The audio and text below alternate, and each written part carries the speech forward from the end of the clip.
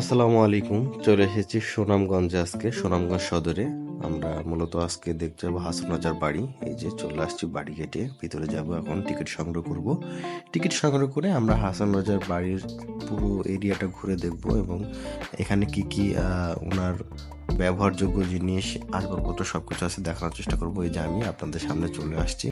আমি মূলত আসছি কয়েকদিনের জন্য। সো আজকে হাসান রাজার বাড়ি দেখা যাক, চলুন যাই।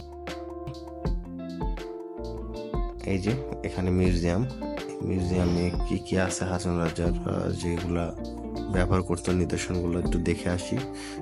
মূলত ওনার পরিবারের এবং ওনার বেশ কিছু ছবি দেওয়ালে টাঙানো আছে এবং নিদর্শনগুলো দেওয়া আছে। এই যে দেখেন, হারমোনিয়াম আছে, তবলা আছে।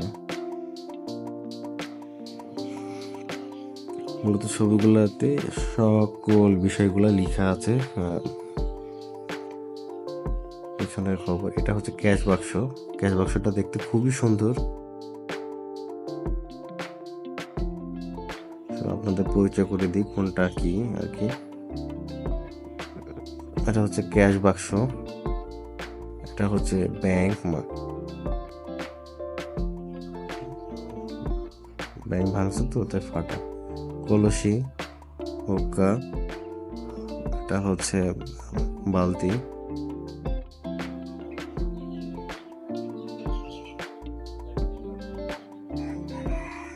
একটা জিনিস মিসিং রয়ে গেছে, এই যে একতারটা দেখতে খুবই সুন্দর। একতারটা দিয়ে উনি গান করছে, ডাকডোল বাজেছে, ডিং ডিঙা ডিং, তানা। এই যে সবকিছু মিলাই বেশ কিছু আছে। যে সেলফিও আরো কিছু আছে ওনার, যে কলস, তারপরে বদনা, ছুরি, কাপড়। তো আমি ওনার বাড়িটার দিকে যাব। ওনার বাসাটা ভিতরে একটু সামনের দিকে। ওনার বংশধরদের মধ্যে চৌদ্দ প্রজন্মের একজন এখনো এখানে বসবাস করে। আর ওনার বাড়িটা মূলত সামনেটা ওই যে দেখা যাচ্ছে, ওই বাড়িতে বসেই হাসান রাজা গান বলছে, থাকছে, সকল কিছু করছে। সো দেখা যাচ্ছে বাড়িটা মূলত বাঁশ দিয়ে তৈরি। ওখানে হাসান রাজার যত গান আছে সবগুলা এই বাসায় বসে থেকে লিখছে। হাসান রাজা প্যারির প্রেমে মজিল রে, নেশা লাগিল রে। মূলত এই সকল গানগুলাই হাসান রাজা লিখে রাখছে। এখানে সম্পূর্ণ লেখা আছে বিষয়গুলা। এই যে পুকুর পাড়ে এখানে উনি বেশ সময় পার করতেন। পুকুরের পানির কালারটা খুবই সুন্দর, হয়তো মাছ চাষ করে এখানে এখন। তো এটা ঘুরে ভালোই লাগছে। সামনে আরো কিছু আছে ওনার, হচ্ছে বাড়ির সামনের পাশ, ধানকুলা, বাসার ঢোকার গেট, একটা পাখিও রয়েছে।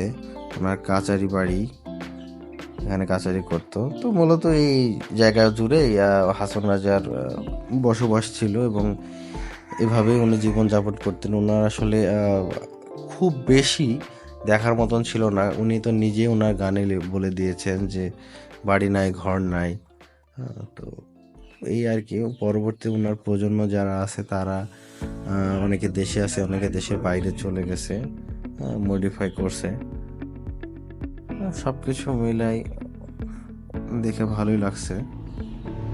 আপনারা যদি আসেন সুনামগঞ্জ সদরে অবশ্যই ঘুরে যাবেন, দেখতে খুবই সুন্দর। অল্প সময়ের মধ্যে জায়গাগুলো ঘুরে দেখতে পারেন, সুন্দর আছে।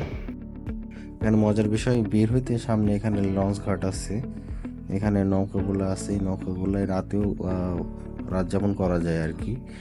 এখানে তাহিরপুরে যাওয়া যায়, এখান থেকে তাহিরপুরের ওই যে আপনার শিমুল বাগান, নীলাদ্রি, জাদুকাটা নদী, বেশ কয়েকটি স্পট ঘুরে দেখতে পারবেন।